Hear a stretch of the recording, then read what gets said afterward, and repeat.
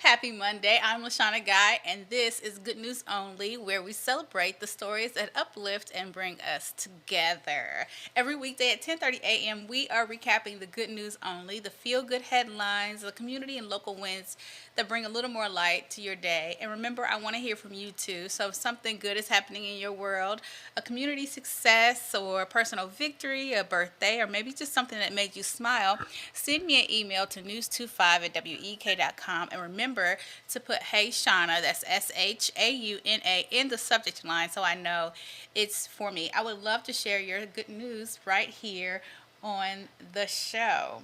So today's show is full of reasons to smile. And for starters, we're going to go with the Peoria Ballet and their performance. Let me change this lower third for you so you don't think I'm in the ballet. I am not in the ballet. But area students got a magical sneak peek at the Holiday Classic as the Peoria Ballet Company performed the Nutcracker for more than 2,000 kids. The beloved production is a Central Illinois tradition dating back to the 1980s, and features more than 100 dancers.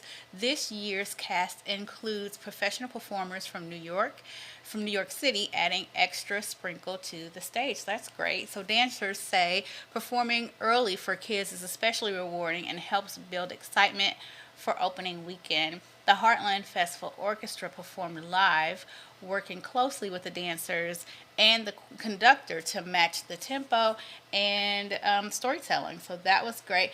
I saw some posters, some yard signs for this, and I thought it would be a great thing to do for my. You remember I told you I was going to do for this year my Hallmark holiday season adventures. And I thought about doing it. I think I might still do it, but I remember going to the Nutcracker several times as a kid, and then again as an adult. And it's great, but it is long, and I fear that my adult onset ADHD might kick in. But it is a great show. I probably would have to go with some kids to make myself stay engaged and alert, because it is long, and after a long day at work, I don't know, but it's such a fun show. So I would encourage anybody, especially with kids, to go and see it. But it's always a source of nostalgia. So I think this would be a great thing to go see if you are also, I mean, if you just want to go see a show, right? There's no reason. But then also, if you are doing a Hallmark holiday season of your own, this would be a great one to put on your list. And from well, let's go to handshakes from the ballet. Students across Peoria are also learning skills that last a lifetime. So Peoria area students put their confidence to the test in the regional Amazing Shake competition. About 140 students from 14 schools, grades 3 through 8, took part. The program was created by Ryan Clark Academy, and it focuses on professionalism, communication, and first impressions. Students face 60-second challenges known as the gauntlet, and that it was testing their quick thinking and their composure. In the workroom, students practice conversation skills with local leaders while judges evaluated their poise. So, my sister and I were talking about this, and we talk about it often, about how when we were growing up, when we were in school, we had like a whole class on this. Like, I don't remember exactly which class it was, or if it was like a standalone class, or if it was a class that they took part of the class semester to teach us, like mock interviewing. Like, we had to dress up like we were going to interviews. They took the whole, I think, part of the semester to teach us about job interviews and applying for jobs, filling out applications, which I don't think they do enough of. I don't, or somebody's not paying attention, because the amount of kids who graduate high school and don't know how to fill out paperwork, or even before they graduate high school, because I knew how to fill out paperwork in 7th grade. But they don't know how to fill out paperwork. They taught us how to fill out job applications. They taught us how to look for a job, how to call and check on the status of applications. Like I said, interviews, how to dress for an interview, how to do a handshake, what kind of questions they would ask you at the interview, how to answer those questions. They taught us all of that stuff. So I think this is a great thing, and I hope that they do more of it.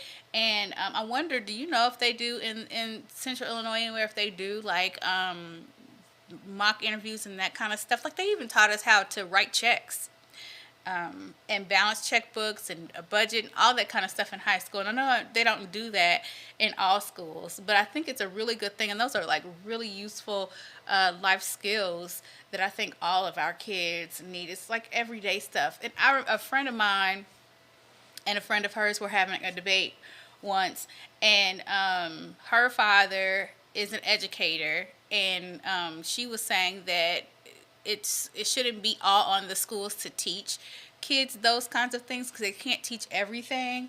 And I don't think everything should be all on the schools, but I do think that these are important life skills that if schools are to educate, right, and get them ready for jobs, the workforce, or to college, isn't this part of it? But again, I do realize that we can't teach everything. So I'm just curious to know if they're teaching these kind of skills at the high school level in Central Illinois. It'd be interesting to find out. Send me an email to news25@wek.com and make sure you put Hey Shauna, that's SHAUNA, in the subject line so I know it's for me. It would be really interesting to see if they are teaching these kinds of things, because these, again, like I said, are really good skills for our kids at any grade level to be learning and to learn. It's useful, important information. Because like I said, the amount of adults who don't know how to fill out a job application or just paperwork, period, or don't know how to dress for an interview. Like when I've been in situations where I've interviewed people for positions, and I'm always just shocked at what they come in. Or I've seen people say they're on their way to a job interview, adults, and I'm shocked at what, at what they're wearing for where they're going. So these are definitely skills that I will repeat are needed. And while these students are mastering life skills, two sisters are mastering a holiday tradition of their own. Look at this. Let me change the lower third first. Okay, so this is more good news. We're no longer local here. We've gone out into the world, right? So every December, two sisters create elaborate handmade advent calendars for each other. I thought this was so cute. So the tradition began 11 years ago with a simple store-bought calendar and has grown bigger ever since. And this year's design included a chicken hutch that releases one handmade egg, you see there, every morning. The sisters say the tradition keeps them connected despite living in different cities.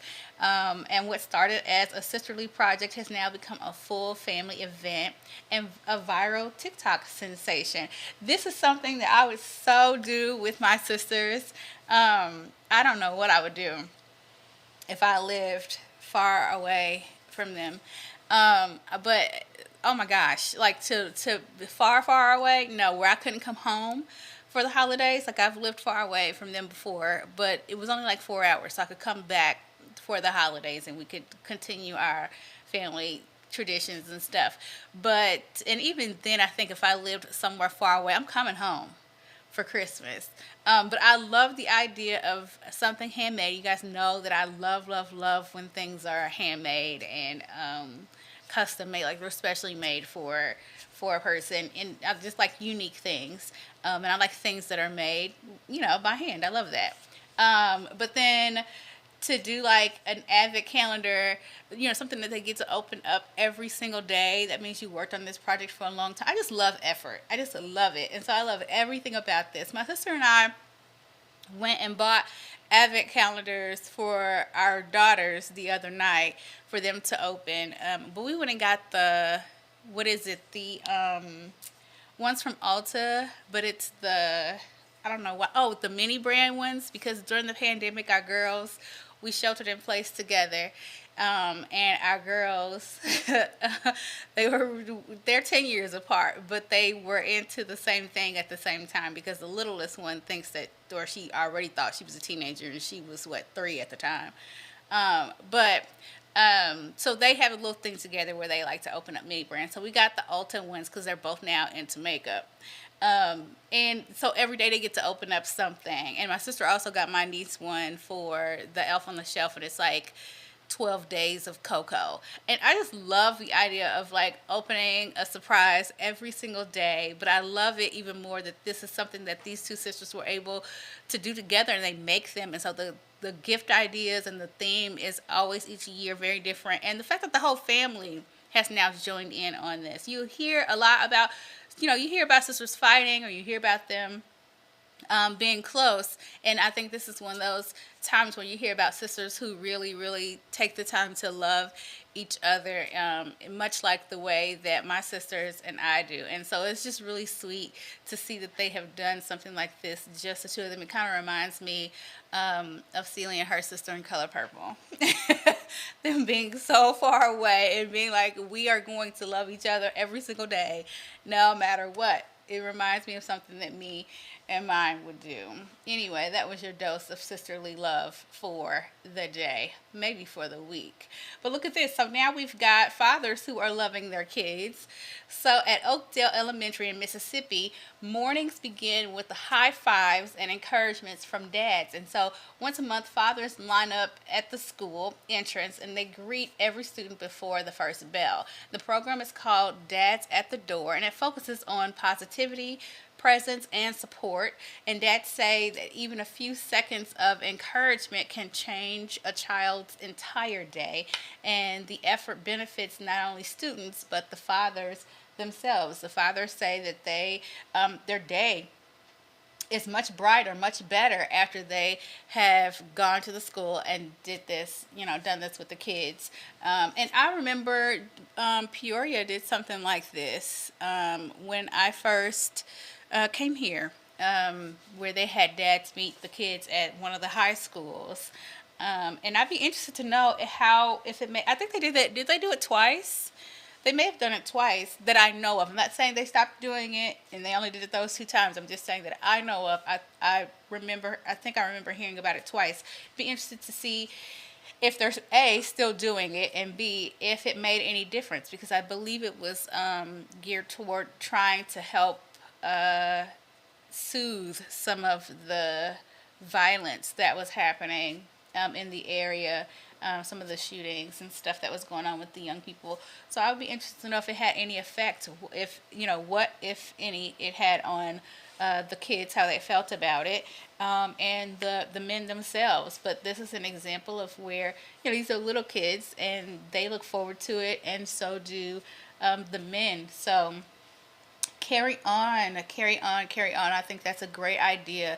So it's great support for our kids in our community.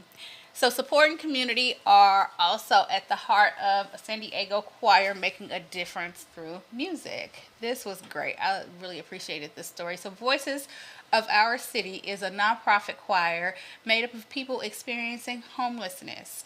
So the group provides more than music. They're connecting members to housing, financial aid, and employment resources. And rehearsals feature original songs that the choir members themselves have written, and those before, present and past. And so it allows the participants to share those songs allow the participants to share their stories, and what they're going through. So that's a great thing. And the program director, Dennis Crosby, says that the goal, that's him right there, says the goal is stability, dignity, and joy. And he says he gets the most joy out of having the participants come and seeing that they are providing a place for them to forget about their troubles for the day, but then also for them to be able to see that someone is actually tangibly working toward helping them get their needs met. So this is a great program, I think. that's doing great things in their community. The organization also offers writing classes, arts, and podcast programs for creative expression. And I don't know that people always realize that those kinds of skills are also skills that will help them earn money as well in this digital world that we live in. Writing is something that, I mean, that you need to know how to write, and you need to know how to write to have a job most anywhere. So it's really important, and I think that this is one of those things that again is offering some sort of life skill if it wasn't already there, so that they could expound upon it. It's helping them to be able to grow and to be able to take care of themselves, provide for themselves and their family. So I think this is a great way to do that through something that allows them to have a creative outlet. You can see they are having a good time. Can you imagine? I can't imagine dealing with all of what they're dealing with and ever feeling like I have a reason to smile, let alone clap my hands and dance and smile. And this provides that. So this is a great thing that is happening. And spreading joy doesn't always require a state. Sometimes it starts with a crayon and a candy cane. This little sweet boy is in North Dakota. He's 5 years old, and he's spreading kindness one handmade Christmas card at a time. His name is Ryston, and he paints and decorates and assembles each card himself, including the candy canes. And he always leaves a little message inside, and it's always that Jesus loves you. And it was chosen by him personally, this message. He says that he wants everyone to know that Jesus loves them no matter what they are going through or who they are. He gives the cards to strangers he meets while out with his mom, and his mom says that she likes that he does this because she enjoys seeing him go up to people that even she would not be brave enough to approach, and gives him a card. They make these cards, and she stashes about 40 of them in her car, and then when they go places, he decides who and what he's giving. And he just walks up to people and gives them. And she says she thinks it teaches him that, yes, you have to be cautious about strangers, people you don't know, but it also teaches him that you don't have to be afraid to speak to people, to talk to them, even if they're strangers or not. All strangers are inherently bad or evil, and it's okay to speak to others, and so that's good. Nearly 40 cards have already been shared, and it's boosting his confidence, and it is spreading smiles in their area. I thought that was a really sweet story. He says he does this because it makes him feel good, and I just thought about it, like how many of us we kind of explain away sometimes doing things just simply because it makes us feel good. And I think if we did more things just because it felt good, we would be a lot happier. And I think those around us would be a lot happier if we did things because healthy things, right? But if we did things just because they made us feel good. So congratulations and good job to Rice. And I think he's a great example of loving goodness in the world. And another example of love and goodness in the world, from childlike kindness to grandmotherly wisdom, one Texas pop-up stand is offering advice for free. So a pop-up grandma stand is offering free advice at a farmer's market in McKinney, Texas. So Grandma Nancy and two others provide warm smiles, listening ears, and life wisdom. There's no appointments, no pressure, just conversation and connection. And the idea started in New York City in 2012 and has since expanded nationwide. And organizers say more grandma stands are planned in the future. And they just walk up and they just get advice. You see, she's holding somebody's hand. There are lots of people who miss their grandmas, miss that love and affection and that straightforward, good wisdom and encouraging advice.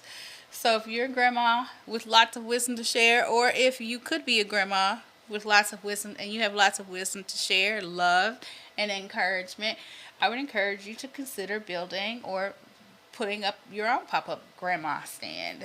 It's beneficial. You see people are people are going. People really enjoy it. You see the looks on their faces, just getting advice. Young people do want to listen.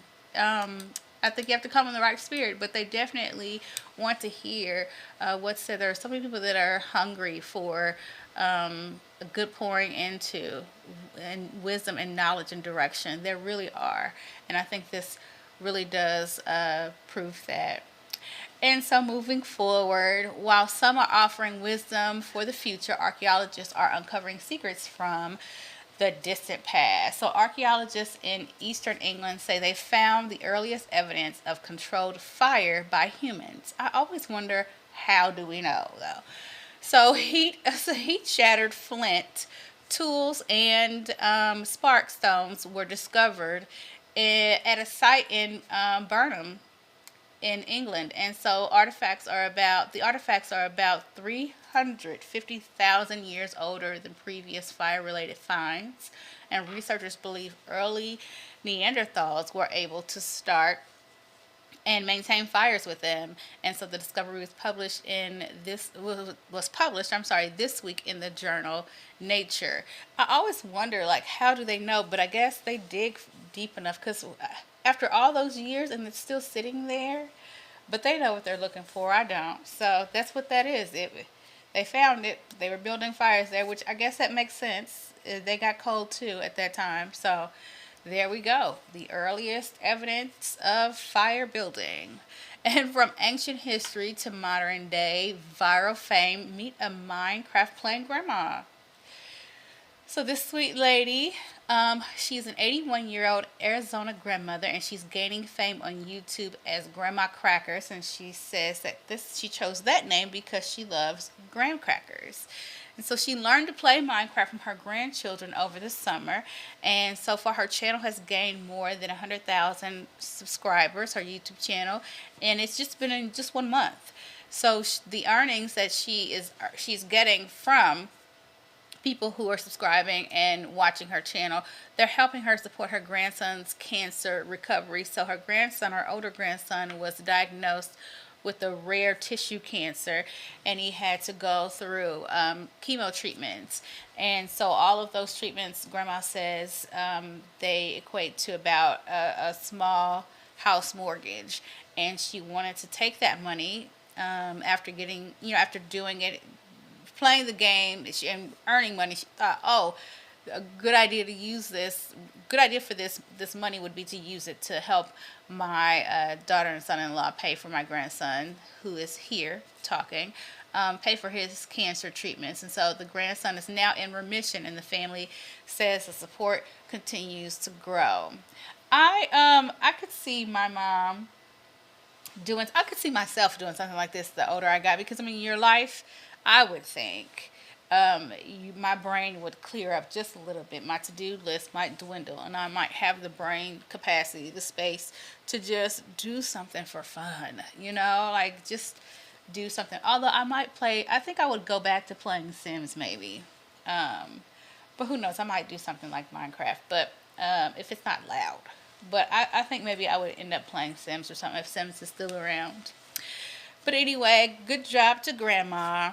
And as the holidays approach, a familiar figure from the North Pole is sharing a message of peace. In case you wanted to know, Santa Claus shared his holiday wish from the Arctic Circle. He encouraged people to reflect on how Christmas can bring them closer together, and Santa's village in Finland is bursting with visitors from around the world. Thousands are mailing letters and cards with a special Arctic postmark, and Santa receives tens of thousands of letters from children every day this time of year. And so again, Santa is encouraging us to reflect on how Christmas can bring us all together with so much going on in the world today. And speaking of busy places, look at this. So one Virginia cat cafe is dealing with a very unexpected mess. A Virginia cat cafe temporarily closed after a kitten caused major flooding.